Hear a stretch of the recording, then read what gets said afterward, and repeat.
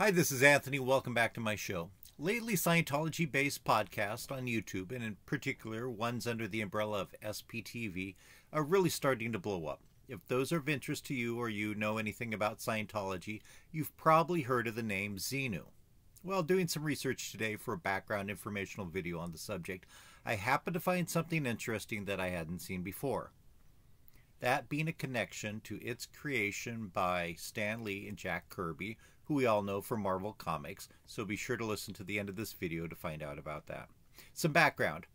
The story of Xenu is covered in OT3, part of Scientology's secret advanced technology doctrines, taught only to advanced members who have undergone many hours of auditing and reached the state of clear, followed by operating Thetan levels 1 and 2. It's described in more detail in the accompanying Confidential Assists lecture of October 3, 1968, and is dramatized in Revolt in the Stars, a screen story in the form of a novel written by L. Ron Hubbard in 1977.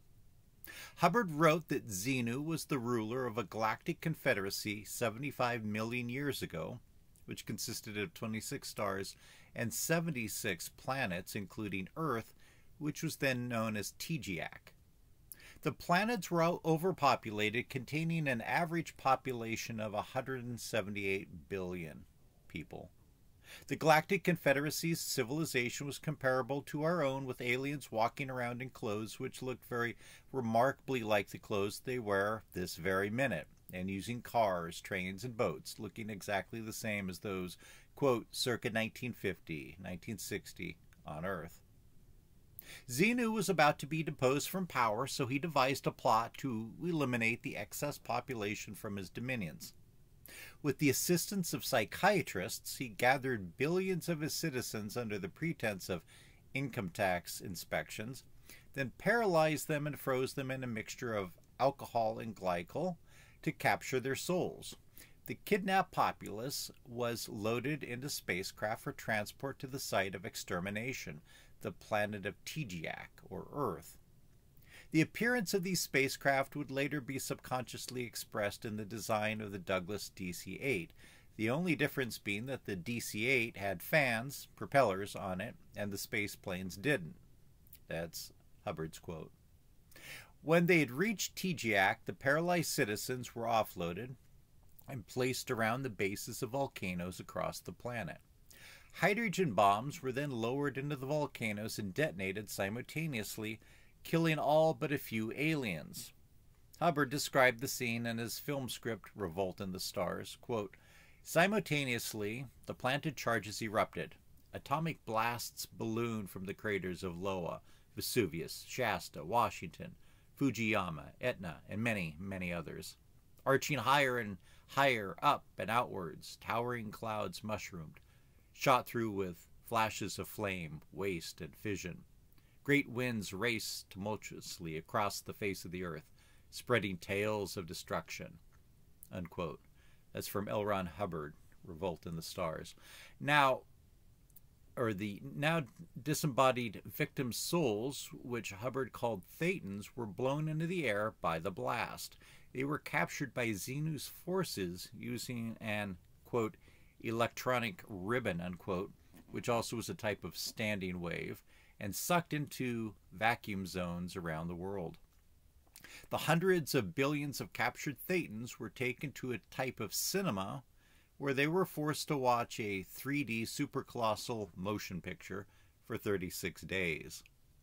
This implanted what Hubbard termed various misleading data, collectively termed the R6 implants, into the memories of the hapless Thetans, which has to do with God, the devil, space opera, etc. Those are Hubbard's words. This included all world religions. Hubbard specifically attributed Roman Catholicism and the image of the crucifixion to the influence of Xenu.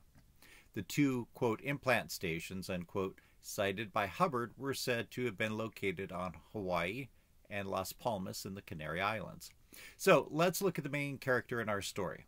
The name has been spelled as Xenu and Xemu. The Class 8 course material includes a 3-page text handwritten by Hubbard, headed, quote, data, unquote, which the Xenu story is given in detail. Hubbard's indistinct handwriting makes either spelling possible, particularly as the use of the name on the first page of OT3 is the only known example of the name in his handwriting.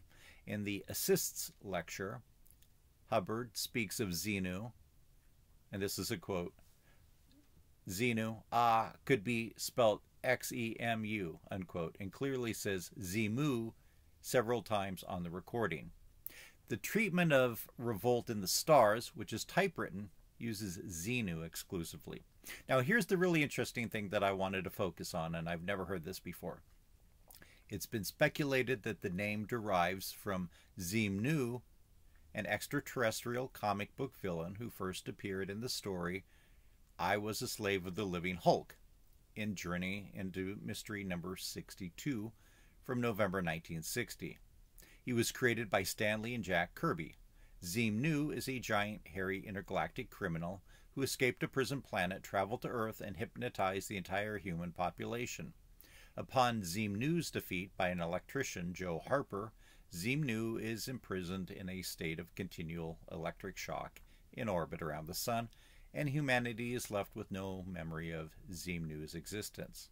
And just so some further information, here's some information from a website that I found called mycomicshop.com, where it says that the character is Hulk, also called Xenu, and later called the Titan, and the other character is Joe Harper. The synopsis given on that website is: an electrician finds and revives an alien criminal. He psychically enslaves all humanity, forcing them to build him a ship that will help him escape and destroy the Earth. The electrician sabotages the ship and sends him into orbit around the sun.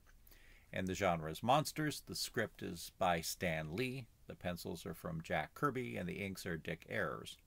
So, folks, there you have an interesting piece of evidence.